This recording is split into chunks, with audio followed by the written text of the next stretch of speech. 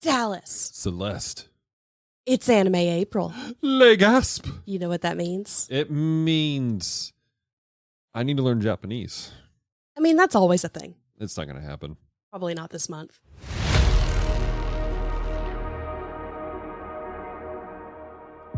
What is happening here? Celeste, something's happening on the planet Geekery right this second. Glix, priority alpha command. Open comms now. Loading Geek Culture language patches. Loading spiritual applications. Loading grace and hope directives. Comms opening in 3, 2, 1. Hello, devoted geeks, and welcome to Calm Talk, podcast extension of Geek Devotions, a show from devoted geeks who are devoted to let you know you're loved. This is a part of the Geek Devotions podcast network, a network of podcasts are devoted to let people know you're loved. So if you don't watch past the moment, know this: we love you, we care about you. There is a plan and a purpose for your life. Ladies and gentlemen, I'm Dallas, and with me is my beautiful redheaded bride, Celeste. How you doing, dear? Doing all right. Good. Today, ladies and gentlemen, is the first official podcast, and almost didn't happen today. Almost. Of Anime April. Woohoo! I'm excited. Anime April 2025. Let's go. And my feed the other day popped up. I don't know if it was the first time we did Anime April, but it was when we had the School of Ministry take over our podcast, the whole show, the month, and did Anime April. I think that was the first time. Was that the first year we were? Yeah, you're right. Because the year before that, the School of Ministry had taken over May. And we didn't do a theme. And we didn't do a theme for April. That's right. That's right. You're right. So, yeah. So, shout out to the Healing Place School of Ministry and everyone who was ever part of that program, because you guys started off something that has become a mainstay for us. Yeah. Yeah. So, that's been pretty cool. So, Anime April, for those of you who are new, is basically where all month long we focus on anime because we like it, and apparently a lot of you guys like it. Yeah. I know that this is our friends over at Beneath the Tangle's favorite month that we do, because it means they get to interact with a lot of our stuff. Exactly. They're they are super supportive when we fit their niche. Exactly. And so, and by the way, go check out Beneath the Tangle's fantastic cats over there. Also, throw this out there. Check out my home dude from Anime Relatable, because Anime Relatable, he actually did an episode of Geek Devotions last year for Anime April. He did. And he does some amazing stuff and had some really in-depth conversation involving culture and anime and stuff like that. And actually, him and Tweak had a really great conversation on his channel, Anime Relatable, on YouTube this past week, and it was really, really good. So, that being said, ladies and gentlemen, today we're going to do a little tip of the hat to our good friends over at the Rushmore Show. And we're going to give you our top 4, no more, of Shonen Anime. Now, Dallas. Yes. Can you describe what Shonen is? Because I was under a misconception, I guess. And one of my animes that made my top 4, I didn't think was Shonen. Oh. So. Yes. So Shonen it's a genre within anime that basically it's particularly geared towards young boys, basically. Not necessarily children, but we're looking like age gap of 12 up through 16, basically.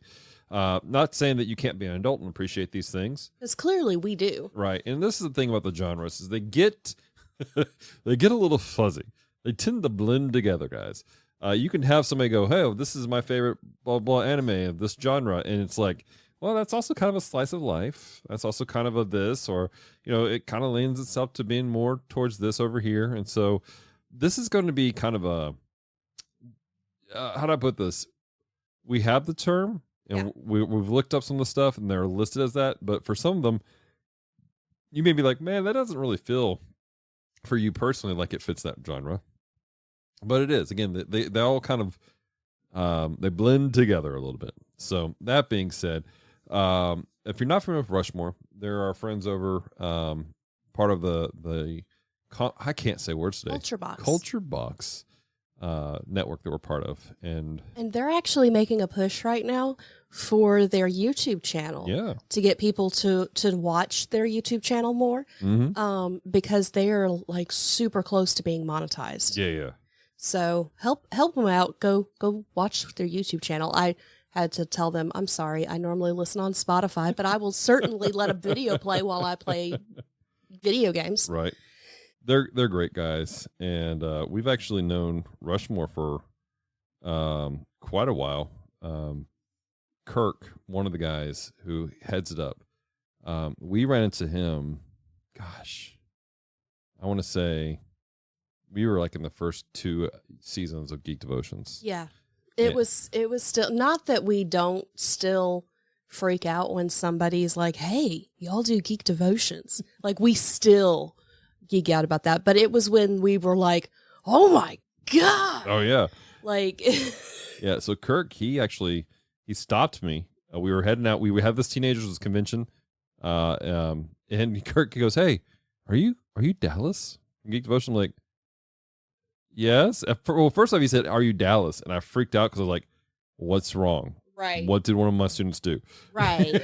Who did what? Who's bleeding? Is everything okay? Who is spilling DNA?" I want to say this was the same trip we had a student cut the roof of their mouth with a French fry. It was. So Kirk kind of caught me off guard, but really great guy. And he's a fellow minister in Louisiana with us. And then Andy, who's also a minister, he's from down south. And just fantastic gentlemen. And I pulled up their YouTube channel real quick.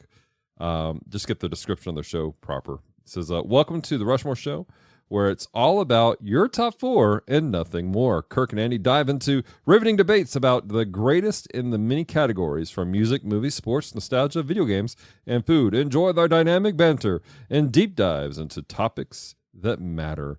So this is what they do. They take their favorite things and they break it down into the top 4. Celeste and I, they do some interesting topics. They do a lot of stuff. We're going to give you guys our pseudo top 4 of Shonen today. And I say pseudo because we don't really have them ranked as far as our favorites. It's like, oh, this is like da-da-da. So what we've done is basically we're giving you 3 that were like, we like these. And then we're each going to give our one, like, this is our favorite. Except for Celeste. She's cheating. I am cheating. But that's what we're going to do. I have 2 favorites. I have 2 favorites. So my top 2, my last 2 are going to be my top favorites. I mean, that's fair. That's fair. And I can't choose between the 2 of them. I just can't. I gotcha. So, all right. So, let's jump into it. Let's start with our number 4. Okay. Celeste, what is your number 4? Black Clover. Black Clover. I was just talking about that with somebody today. Like, I am probably 60 episodes from finishing what's out, minus the movie. Right. Because I'm told the movie takes place after the episodes. So I need to finish the series before I can watch the movie. But it's just a really fun anime. It hits the fantasy vibes that I like. It has a unique magic system. And Asta is freaking awesome. Now, Black Clover, for those who don't know, it's about a young man who lives in a world of magic, and he doesn't, or he's just terrible at it, basically. He has no magic capability. So if this was Star Wars, he would have no midichlorians. Fair.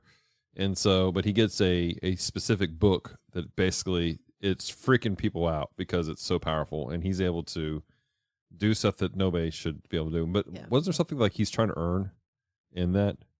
Yeah, there is a... So you haven't watched it in a while. A lot has happened. Yes. So he is trying to become what is called the Wizard King. Oh, yeah. Because in the beginning of the establishment of what they call the Magic Knights, there was a demon that came and was attacking the cities. And one wizard managed to defeat him, and he became the Wizard King. And so that kind of established that they were going to be there to protect the realm. Gotcha. There is a king, an actual king. He's kind of useless. He doesn't want to think he is, but he is. And so, but the Magic Knights are the ones who control things. They protect the people. If somebody has an issue, they go out and handle it. They're at war with a couple countries, so that's played into it. Right.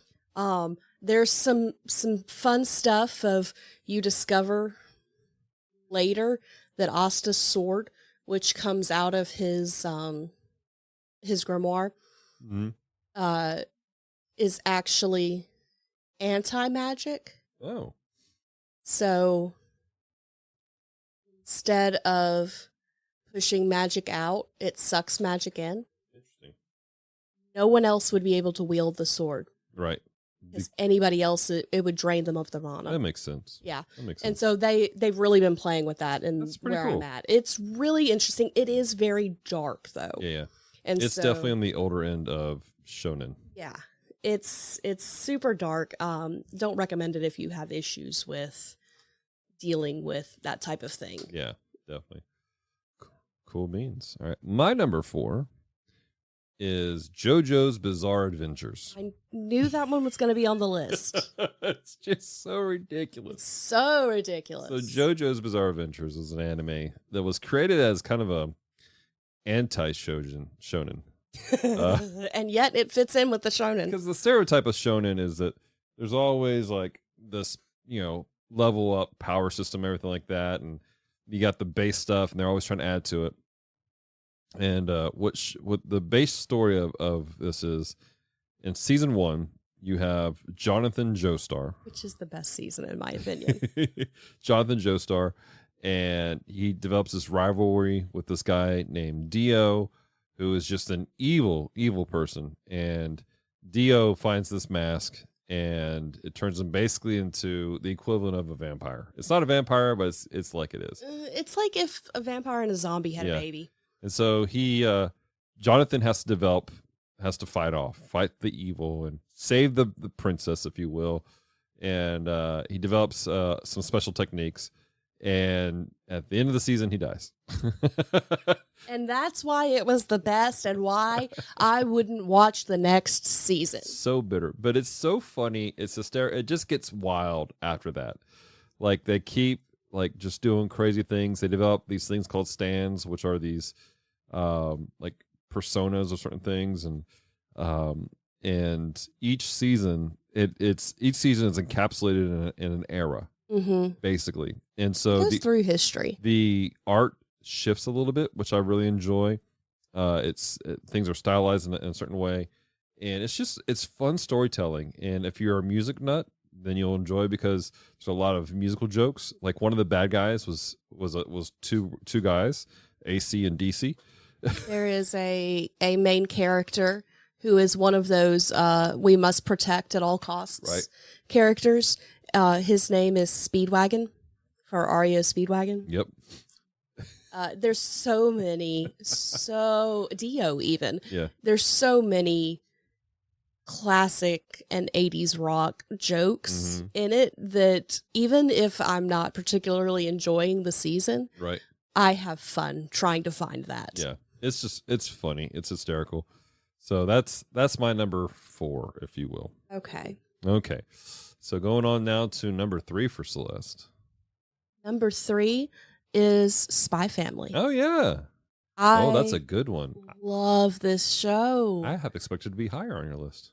It would have been, but you'll understand when you see the other two. Okay.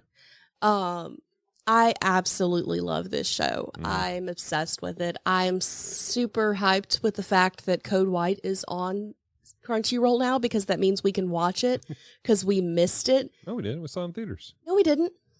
Yes. We went to the theater to watch Code White.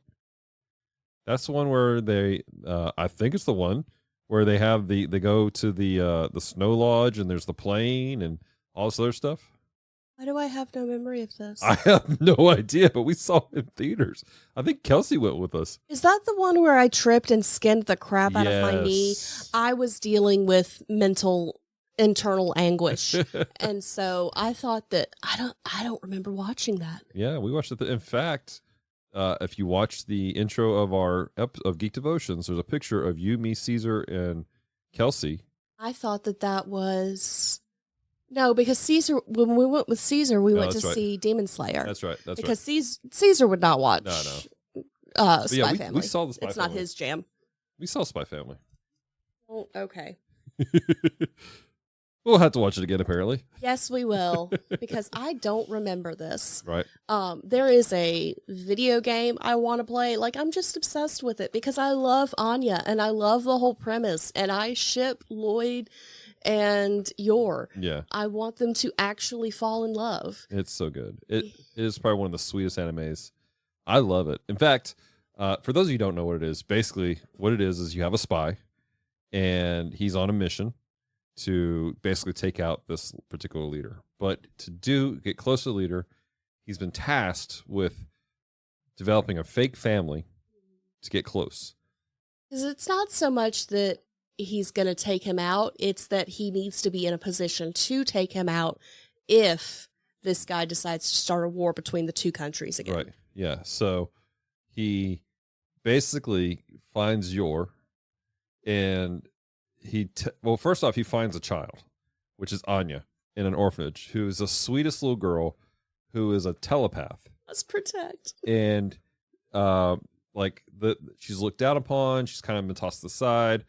And so Anya, because Lloyd's like, she's got to be intelligent, all those other things. So because she's reading his mind, she fakes it all to be able to get for him to adopt her. And then they have to find a woman. Which is a questionable adoption system. It's a very questionable adoption I'm pretty sure system. she was the only kid in this orphanage. And then he has to find a wife. So that's where he finds Yor. And basically he makes an arrangement, go, hey, look, I had to have a wife for my daughter to get her into this prestigious school. She needed a husband for whatever reason. Because you were looked upon as suspicious if you don't have a wife, which is actually something that is a thing in a lot of Asian cultures. Yeah. So she and him have a fake marriage. Now they live in separate bedrooms, but they act as a family together. What he doesn't know is that she is an assassin. And she doesn't know that he's a spy. So they have to keep their lives separate the entire time. And Anya and Bond are the only ones that know. Bond is the dog that she has. Doesn't come in until probably second half of the first season. Yeah. And so it is the sweetest. It was almost on my list, actually, of all the things. It's one of those that almost every episode we end with we're smiling. Yeah. It's just a good show. It's a good story. Yeah. The manga is super sweet, but it deals with all of these like the fact that Lloyd, I couldn't think of his name. I almost said Bond. Lloyd. That's a whole different thing. It deals with this thing where Lloyd realizes he's starting to get comfortable in the family. Mm-hmm. He's like, this is what this is like. This is what I'm fighting for. Yeah. And the fact that Yor goes through a crisis of, well, I started this to protect my brother. Do I still need to do this? And then she realizes that she has Anya to protect now. Right. And so it's just super sweet. I didn't realize it was shonen. I would have thought it was shoujo because it's so cute. Right. Well, again, this is what we talked about, how shonen, it blends. Like all these genres, they'll bleed into each other in some fashion and everything like that. And so I feel like JoJo's is its own genre, though. It feels like sometimes. Oh man, that's a great one. Again, that was actually on my short list of things to put out. All right, so my number 3, again, these are no particular order, guys, except for we're going to give our top one, but these are ones that we like. So we brought it up earlier, Demon Slayer. Yes. Oh. The feels, the emotion.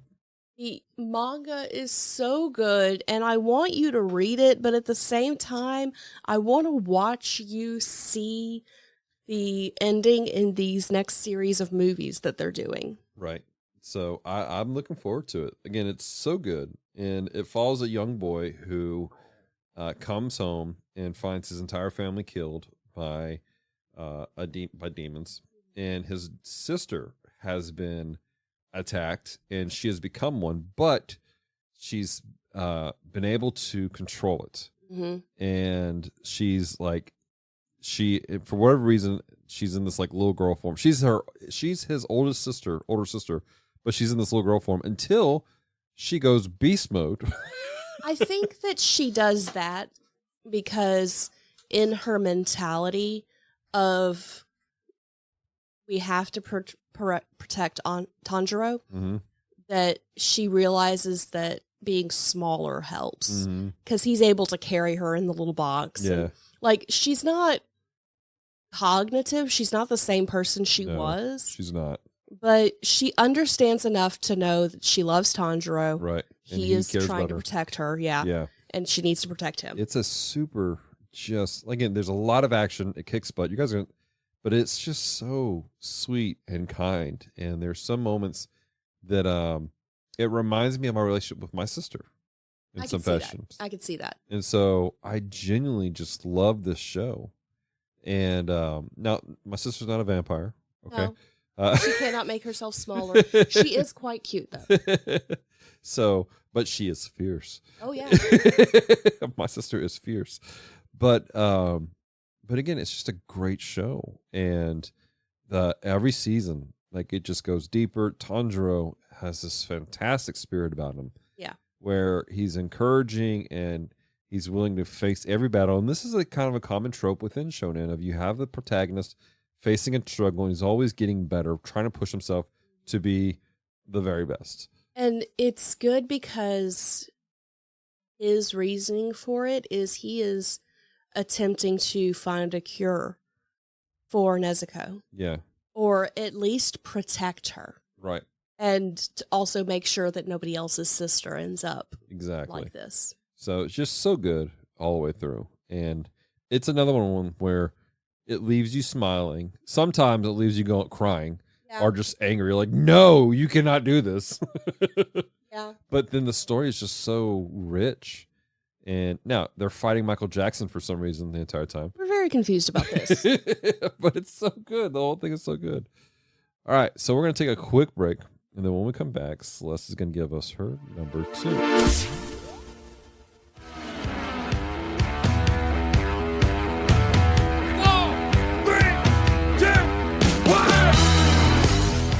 Rushmore Show is the place for ranking the ultimate top 4 in sports, video games, nostalgia, movies, and so much more. Each week, Andy and Kirk spark engaging discussion and friendly debates, making the Rushmore Show your compass in the realm of pop culture rankings. Find us at youtube.com/The Rushmore Show, where it's all about your top 4 and nothing more.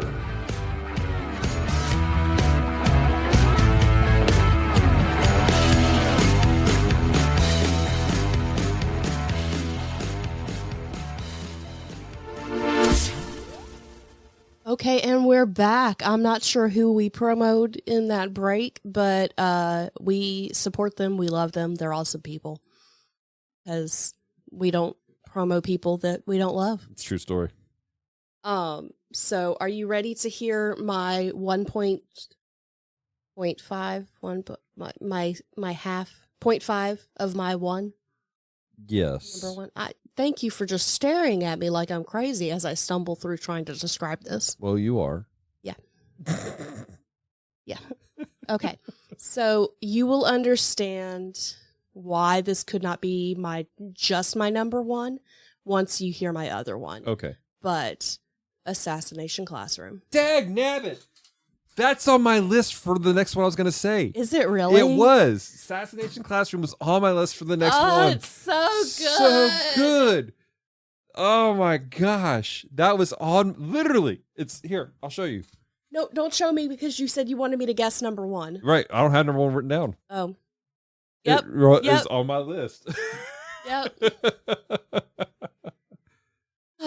It's just so good. Yeah. The story, the feels. We bought a deluxe set of the manga and all the art. We have the live action movies. We still need to watch one of them. Yeah. Just haven't had the time. It's one of those things. We actually, before we watched it, we got to talk to Koro Sensei's voice actor at GeekCon.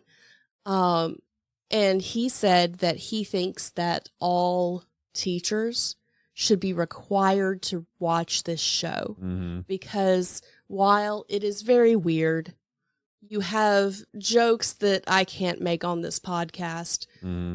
It's definitely geared for older people. It is definitely geared for older people. It is more, it has some lewd jokes. I wouldn't recommend this to one friend in particular because of some of those jokes, even though I think you would love the story overall. But the aspect of attempting to teach these kids to take Class E and help them.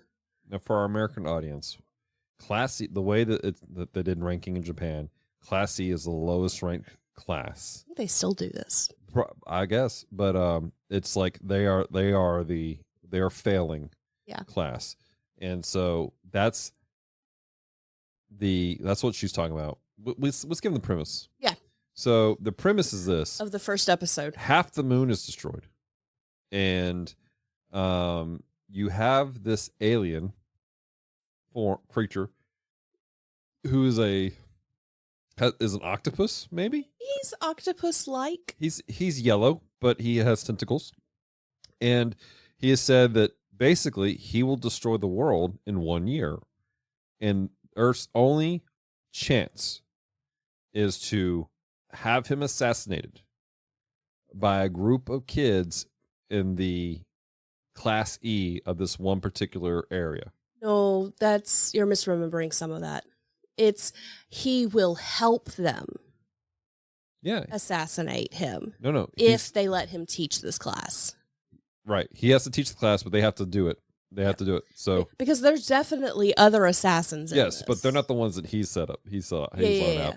He has set it up to where he's like, I will help them learn how to kill me. Yeah. And now they're like junior hires, but like he's teaching them, and some people are listening going, why is this good? There are so many emotional feels to this because it's not just he's teaching these kids how to assassinate.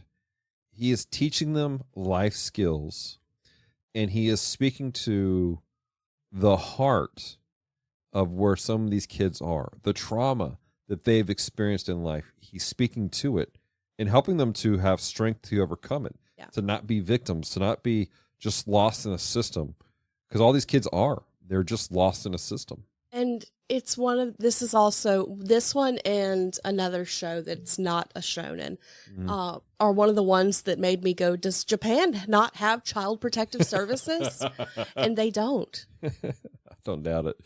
They don't have that. And so there's kids that are going through things and they're not able to do good in school because of the things happening in their lives. There's a reason why the suicide rate in Japan at one time was the highest in the world. And it's because of the stress and the stuff that's put on people, not just kids, but adults across the board. And this show, some of it is speaking to that. Yeah. And there's a lot of things and cultures popped up speaking to that issue. There was there's a band of from Japan. It's these three girls, and they have this song called Tokyo Calling. Oh, isn't that Baby Metal? No, not Baby Metal. No, I can't remember who it was, but the whole song, of course, is Japanese. It's got this whole like Super Sentai Power Ranger thing going on throughout the whole song. But the point of it is talking to the issue within the culture of we are working people literally to death. The band, and I'm going to butcher the name, and I apologize to anybody who speaks Japanese, but it's Atarishi Gakko. Okay. Is the name of the band. Sweet. So, but this manga, anime, you have Koro Sensei, who's the guy, the teacher, alien, and he's speaking to that. He's speaking to these kids going, you are not just a number. Yeah. You don't have to be, because in this system, the principal of the school purposely mistreats these kids in Class E to make the rest of the kids go, we need to not be Class E, so we're going to try to be better. It's an extreme use of the stick and the carrot thing of we can reward you if you do well, but you're going to get it if you don't. Exactly. So So that was our collective number 3. It's Number so 2. good though. It is. Oh Like, man. oh. So, all right. Well, before you give your number 1, I want to give my honorable mention. Okay. And my honorable mention is the Gundam franchise. Entirety. Because I would have thought that would have been your number 1. no, because technically, again, this is where genres kind of blend and mix together. Technically, it's the genre is real robot. So it's a mecha. So it's about mechs and stuff, but it falls in the category of real robot, which means it's based in real life stuff. So it's mechanical, people are in it, as opposed to magical robot, which would be my brain stopped functioning just now, but they're like where it's like a completely sentient robot. An American version would be Transformers. Yes, exactly. That's exactly right. And so Would Evangelion technically? it's technically a real robot. Okay. Yeah. Technically, because they're being piloted by people. That's okay. So, but that's again, we got so Voltron, Go Lion. Oh. That's kind of a weird, like, real robot, but magical robot at the same time. Gotcha. So, again, when we say genres blend, they blend. But there's a lot of Gundam franchises or shows that are geared towards boys. Yeah. And so that's why it's my honorable mention. You guys know I love it. Check out the Gundam Watch. Branson and I are actually recording. When this the releases, Branson and I will be recording that night, the next episode. And also we'll be doing some special reporting on the new Gundam series, which sounds hysterical, G-Quacks. And he waddled away. Waddle. So, all right. So what's your number 1, baby love? Full Metal Alchemist Brotherhood. Oh my gosh, that's great. Now you understand why I could not pick between Assassination Classroom and FMA. The thing is about that one, go on. Tell me why that's your number 1. It's just such a good story. Like, it pulls you in, you get connected. There is a collective trauma of you can say one word and everybody will automatically go, no, no, no, just no. And like, I understand, I've not watched the original Full Metal Alchemist. So I don't have the, 300-400 episodes of experience, but FMA did a really great job of summing everything up while still making you feel the feels. Now it's still close to 200 episodes. Is it really? It's a lot. No, not 200. It's a lot. I'm gonna look it up. You keep telling us why you like it. Okay, look it up. I'll tell you why I like it. But just the story is so beautiful. The characters are super well fleshed out, I guess. Ironically, considering Al. But 64 episodes. It feels like so many. 64 episodes. Okay, well, 4 original video animations and 1 theatrical film. We haven't seen the film. No. Okay, well, how many is the regular one? All right, let me look that up while you The keep talking. non-Brotherhood Full Metal. But it's just, and it's also kind of steampunky, which I enjoy.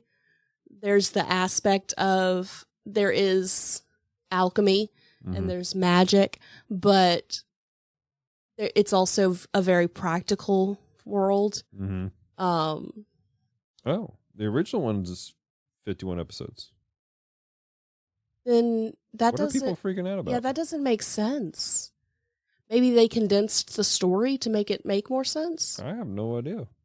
But it's one of those stories that we got sucked into. We went on a binge of things. Because Full Metal Alchemist itself, Yeah. Brotherhood, is 64 episodes. And so it's even longer. What were people complaining about? I think they were complaining that, because I feel like the reasoning they redid it is that some of the storylines overarched each other and happened at the same time. I have no idea. And so they stretched it out a bit because but I do know that the shared trauma one happened in one episode in Brotherhood, and apparently it was over 3 episodes in Full Metal. And so the people who watched that one are like, y'all don't understand how attached we were when this happened, because you only had 1 episode. And I'm like, you underestimate my ability to attach myself to children and dogs. Yep. Yep. Oh, it's so sad. But it's just that, and the ending is different. Yeah. The happy ending is not happy in the original. And some people felt like that was a cop-out. Right. Because they felt like it diminished from the story. And as I am forever a happily ever after or bust trope person. Right. I love it when things end well. Yeah. Well, again, there's how do I put this? There's a necessity for things to end well. In the media that we watch. If everything is depressing, if everything's falling apart, the guys and I were just talking about this the other day. If all you do is focus on negativity and things are dark and depressing, that is going to consume your mindset. Yeah. I don't care what's happening in your life, that will consume your mindset. There's a guy on YouTube who does anime reviews. He's been doing it for a long time. Yeah. I mean, ages. And somebody was critiquing the way that he critiques stuff. And they're critiquing his critiques. And because he's not a jerk. And he basically said, look, I just got tired of being negative all the time. Because for him, being negative all the time was affecting his mental health in major ways. Right. And so now again, some reality of life, okay, it's whatever. But when it's all you have. Yeah. And I would say that FMA does a good job of balancing some serious travesties and trauma. Yeah. With things that are uplifting. But see, that's the thing is the way that they do that, the way they handle the trauma and the darkness, instead of it being an overgapping shadow over the joy. The joy is the light. It gives you a backdrop to appreciate the sweetness of things all the more. I mean, it's just a beautifully crafted story. If it wasn't for one of the homunculi, I would think that our friend John would like this. He would not be able to handle lust, but because she lives up to her name. Yes and no. She is not. She's not as bad as she could be. There are far, far, far worse and far bigger anime out there. Yes. And I think there's worse even in some of the stuff that he's watched. Oh, well, if that's the case, then I may have to John, give it a shot. Yeah. So. Because I think he would love it. Because again, it does deal with those darker storylines. And it's just beautifully written. It's another one that I want the manga for. Yeah. Like, I wanted the manga for Assassination Classroom. I'm slowly collecting the manga for Spy Family. Right. I want the manga for FMA. I get that. All right. So my number 1 is going to be the Dragon Ball franchise. Not surprised. And it's my number 1 for this reason. 1, it is one of the most influential properties of anime. It's what everyone thinks of when you say shonen. It is. Just flat out. And I know that there's the stereotype. There are people who just think it's lame. They go, well, all it is just people yelling and grunting and all this other stuff. There is so much more to this story. Oh, yeah. If you're willing to get past, and I'm gonna call it out. I'm gonna call it right now. Do it. It's our podcast. Half the people who complain about Dragon Ball Z never actually watched it. All they've done is they've listened to the what's the word I'm looking for? To the rant of other people who also never watched the series, really. and they've jumped on the bandwagon of hating on it. Mm-hmm. They're hating it because it's cool. They're hating it because they think it makes them special to hate something that's so popular. I'm just shooting a horse in the head right now. Okay, ladies and gentlemen, half these cats are just ranting and raving about and railing on Dragon Ball. It's because you have not given it an honest shot and watched it for what's actually happening with the story as a whole. Yeah. I would say I would recommend for people who are wanting to get into it, looking into Dragon Ball Kai. Yeah, Dragon Ball Z Kai is good. We made it through so much storyline. Yeah. Just for one set. Mm-hmm. That would have taken us forever to watch. Mm-hmm. It cuts out some of the unnecessary stuff. Yeah. Apparently some of the filler though you were missing. Yes, there's a couple of small things in the filler that it endears yourself to the world. And it's like some of the stuff between the relationship building between Piccolo and Gohan are where Gohan begins to realize the importance of why he's training and why he's doing what he's doing. You miss those small things in when you go into that. But Kai is great. Yeah. And then the original Dragon Ball had some really great storylines to it. And again, there is story to it, ladies and gentlemen. So I have a lot of nostalgia for it as a whole. I've been watching Dragon Ball. I watched the original Dragon Ball when I was a child on some crazy channel my grandparents had. I have no idea how or why. That and another one that was like a fever dream that nobody seems to remember until recently. I found out that people do remember it. No, it's oh gosh, what's it called? Ronin Warriors. Okay.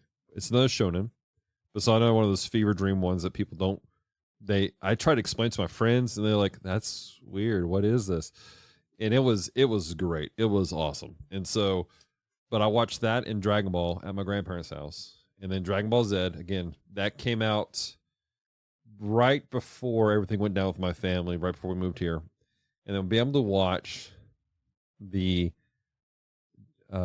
Super Saiyan saga, where Goku finally turned Super Saiyan, was just an amazing opportunity. Just an amazing thing to be in real time with your friends and your friends looking up, like your friends who had internet access. Right. And they're going, dude, there's rumors of like a Super Saiyan levels like 6. And you're like, what is this? What's happening? You know, it's just, there was so much happening at that time and space that has endeared itself to me for multiple reasons. So that's going to be my number one shonen anime. Well, now I want to go watch some Kai. Oh my gosh. So, that's our top 4 of shonen anime. But nothing more like Rushmore, because we added some things. We added some things. So, but we want to hear from you guys. What are your top 4 shonen anime? If you're watching this, if you're listening to this on YouTube, leave a comment in the YouTube video. If you're not listening to it on YouTube, but through the podcast feed, send us a message. Let us know. Hit us up on Facebook. Drop it. If you're in our Discord, drop it in the Com Talk section of our Discord channel. Yeah. And let us know your thoughts on it. Celeste, anything we need to announce or add to this? We're doing, as of the publishing of this, we will be having our Monday night community stream. Yeah. So it's Jackbox night, people. Jackbox. So that means that you get to be involved if you watch our streams, even if you don't make it into the initial group playing. You can be part of the audience and vote and sway who gets what. And It's a lot of fun, and there are some really crazy things that come out of it. It just gets wild. It gets real wild. # juicy crackers. Oh. Shout out. I will say that art you did for the juicy crackers, making it look like a Pop-Tart box, the details you put on that were just prime. Shout out to our homegirl Apple Dents for inspiring the Pop-Tart box. Yeah, because for those of you who aren't watching, when the juicy crackers thing happened, she goes, "Wouldn't that just be Pop-Tarts?" And I'm like, "That's better than what I'm picturing." I kind of want Pop-Tarts now. Do we have Pop-Tarts? No. Dang. If we did, I would have eaten them. I wonder if it's still raining. All right. Well, we also, while Celeste gets ready for our final closure, I want to remind you guys, we will be at Geek Con this year. If you guys are in the Shreveport Bossier area, I believe tickets go on sale in the next couple of weeks. Get your tickets, come by the booth, say hi, let's take pictures with you in your amazing cosplay, or just let's give you a handshake or a hug and love on you for a minute, and then go around the con and just bless folks and have a good time. Celeste, you want to add anything else? Nope, think I'm good. All right, let's land the plane. Thank you for taking the time to listen to Com Talk today. If you have loved this episode, head on over to Apple or Spotify to leave a review. It is very much appreciated. So until next time, stay devoted. Peace and love.